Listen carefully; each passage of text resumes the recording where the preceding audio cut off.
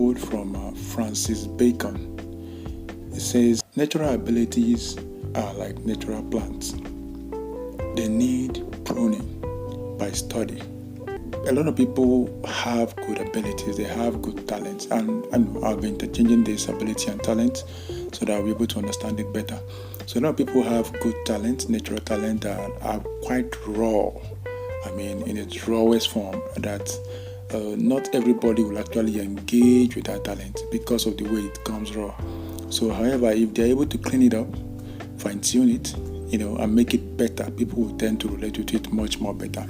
And this is true when you look at, take for example, footballers, those playing in the hood, those playing in the community.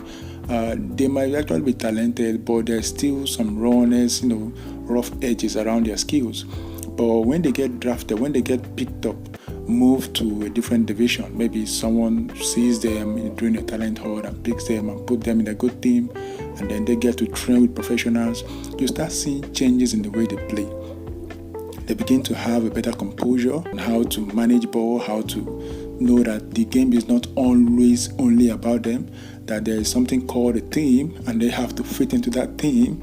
Because if you see those that have raw talent playing football, a lot of times they are much more focused on, they want to dribble, they want to show their skills all the time, dribble, and they kind of play selfish game.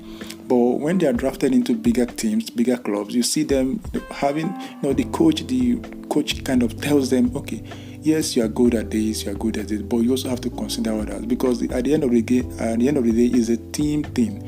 If you are not part of the team, or if you don't contribute positively to the team, your team is not going to win. And at the end of the day, it's not going to be because you are very good at the game. That was why you might be good and that make them win, but if you lose, the whole team loses. So you might as well work with the team so that the whole game will be good for your team. So having a raw talent and not fine-tuning it can actually affect someone. If you look at it in terms of music, you see some guys that when you go back to the history of some guys that have developed and come up in music, you see that when they were coming up, when they were not yet discovered, when they are posting their stuff on Twitter, on Instagram, looking for someone to sign them, you see how vocal they were, how raw they were, and the whole thing that they were doing. This is right there on the internet right now. You can check out any artist especially those that came up through record labels. You see a lot of them, they were actually struggling. They're putting out any kind of content that comes to their mind, and that is good actually in terms of social media, in terms of getting exposure that we talked about in previous episode. Do as much as you can using the social media platform because they are free. But then when they get signed to a record label, like in terms of music, when they get signed to a record label, you suddenly see a change in the way these guys operate. You see a change in their dress code, a change in their appearance. And I know people criticize record label a lot. You hear people saying record labels are evil, they demand so much from the artists, they give them bogus contracts, that they will sign a deal without knowing what's involved with the contract, and at the end of after 2 years or so, even before dropping the complete album, the artists will want to leave because they feel that the contract didn't favor them. And I know all those things are, all those conspiracy theories are going on. But at the end of the day, you also have to appreciate record labels because they've helped a lot of artists. And by that I mean, you see an artist that is struggling, artist that is very raw, very rough in the edges, doesn't know how to, piece things together, but of course they are talented naturally. But when a record label picks them up, they clean them up, give them good studio session, coach them how to relate with others, especially when it comes to collaboration, give them nice platforms, make them know that how they can structure their albums, and eventually you start seeing the numbers going up, streaming going up, shows going up, and the brand of that person as a musician goes up immediately. Now, that is someone that has fine-tuned their skills, and that is why this quote is very important, because you can easily relate to it. If you're able to clean up that attitude or rather that talent that you have, you see that you have much more opportunity going forward.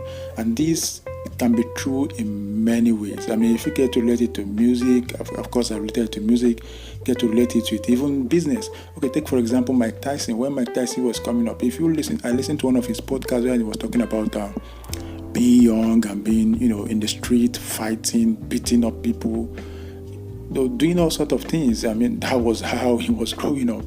It was just so rough and things like so. But eventually he got the guidance and the coaching, and he was able to transform that skill into what made him to become one of the biggest heavyweight champions in the world.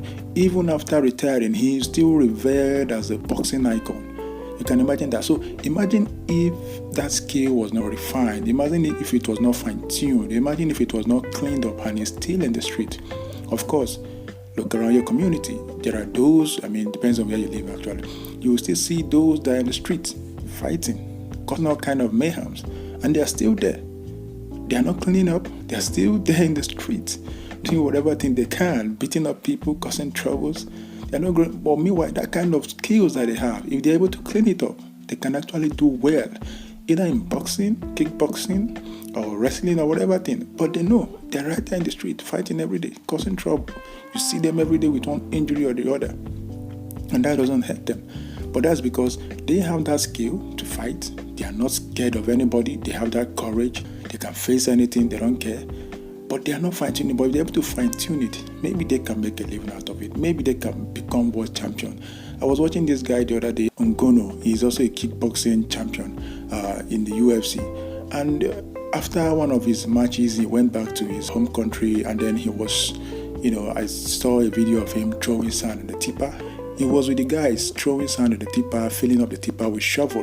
And he said this was what he was doing before he went into kickboxing. And now he's a world champion. So he had that skill, he had the strength. It's not really that was kickboxing or that was part of the UFC team, but he had the strength.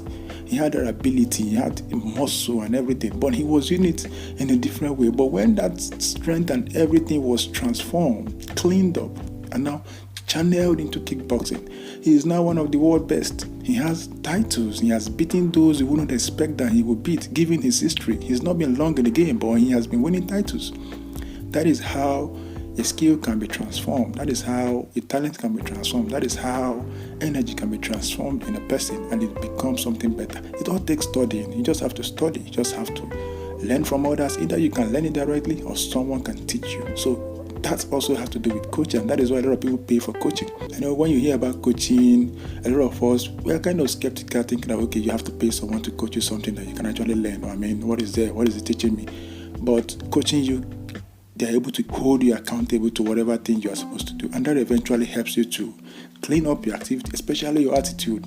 Clean up your attitude and then become better in whatever skill that you have. And that will help you conquer and become greater in that field. So I think this quote is relatable, and I think it is very, very important that we look at it that way and appreciate when you see someone that is not that good or someone that is still rough in the edge and then undergo a transformation to become better. This is what is happening.